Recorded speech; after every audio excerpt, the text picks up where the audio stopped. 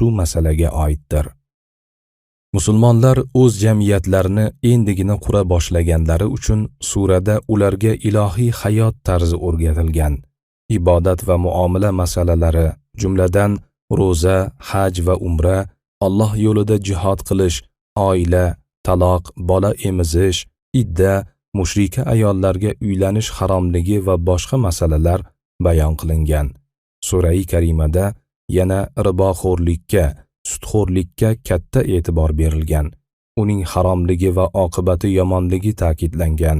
So'ngra qiyomat kuni dahshatlari zikr qilinadi va nihoyat sura oxirida mo'minlarni tavba qilishga, Allohga doimo tazarruda bo'lishga chaqiriq keladi. Imom Ahmad keltirgan rivoyatda Abu Umoma roziyallohu anhu quyidagilarni aytadilar. Rasululloh sallallohu alayhi va sallamning